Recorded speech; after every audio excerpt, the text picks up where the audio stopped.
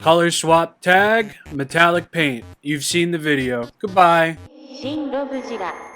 Today we're going to be talking about the Bandai Limited Movie Monster Series Retro Color Version Jet Jaguar, as part of the 50th anniversary Jet Jaguar and Megalon celebrations.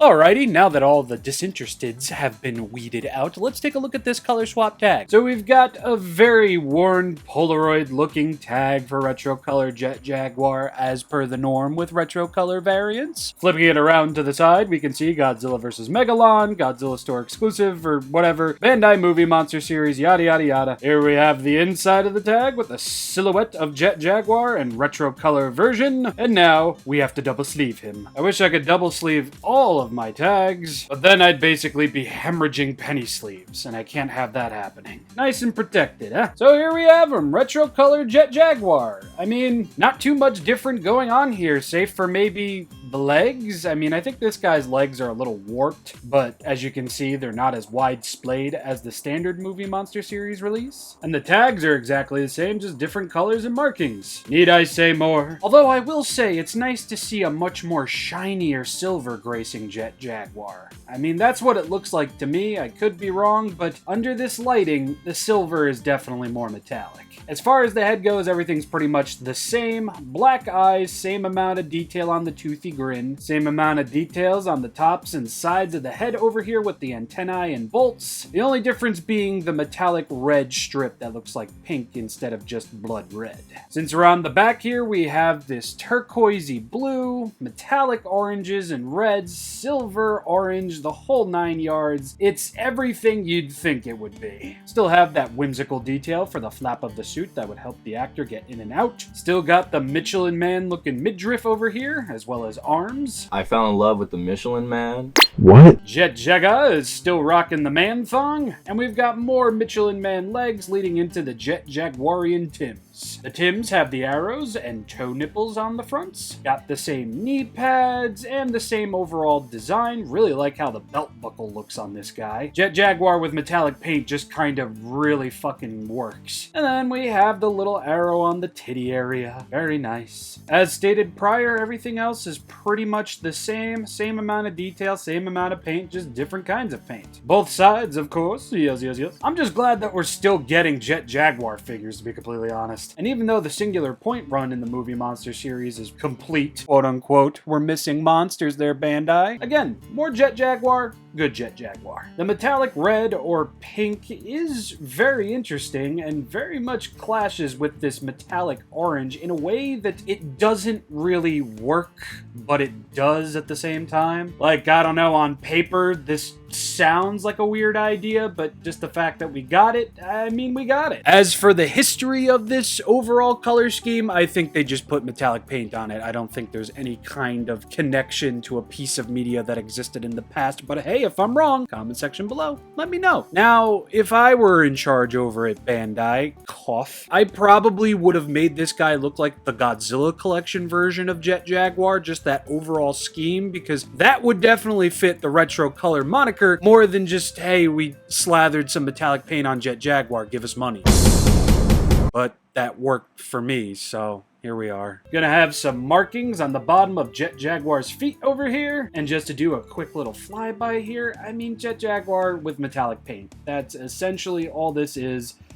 I really don't think I could stretch this video out any longer than I'm going to because it's rather basic. Even if this were a brand spanking new figure, new mold and then some, even then, that would be, quite a hard feat to accomplish there. Paint is a little bit more on the even side than it was on Flying Jet Jaguar. Not as many screw-ups. Got a little bit of a scratchola over here and over here. But ayo, for the most part, retro color Jet Jaguar. 2 solid stars for paint and detail. Now I guess we can get into articulation.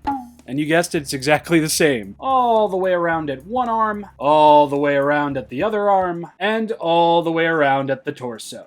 Nothing at the thighs, knees, or feet, and nothing at the head. Solid star in terms of articulation. It's exactly what I was expecting. Can't be mad at it. Size comparison time. Nothing all that crazy. I mean, it is just a retro color repaint, and thus far, between all the other retro color repaints, I think Megalon and Jet Jaguar definitely feel more worth it, I guess I could say. I mean, metallic green Mechagodzilla was cool, even though that's not a retro color version. And Gigan was here nor there, I'd say. I don't know, this just feels like a proper repaint to me, and I know not everybody's going to be crazy about it because it's so bare bones, but when paired up next to retro color Megalon, it just kind of fits. Now all I can really hope for is that they make a retro color Megalogoji. I want him in mint green and gold.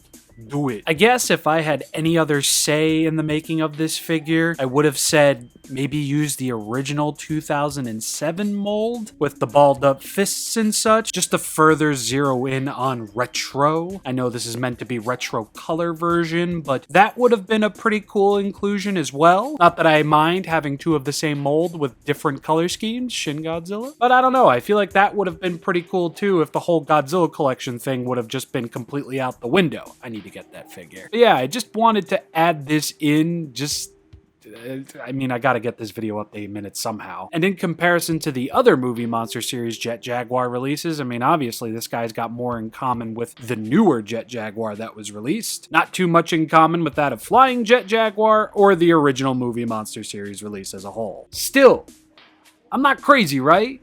Double balled up fists like the original?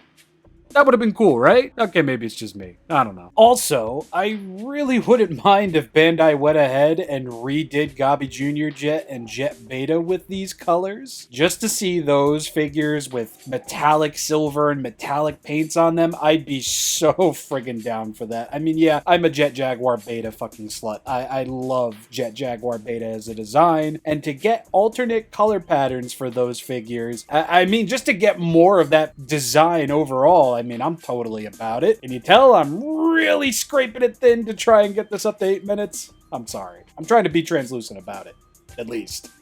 How could I possibly deny another Jet Jaguar in my collection? I can't. And so help me God, if SH Monster Arts releases a Showa-era Jet Jaguar figure, I might have to be all over that and then some. Even if it does end up being $102 with no fucking accessories. Gigan. But anyway, I've been ShinRobjira. Do so hope you enjoyed this quick little review, and when I see y'all next, we're going to be talking about Movie Monster Series Mothra. The proper 1992 Mothra, not a 2003 Mothra with a 1992 tag. Don't expect much from that video.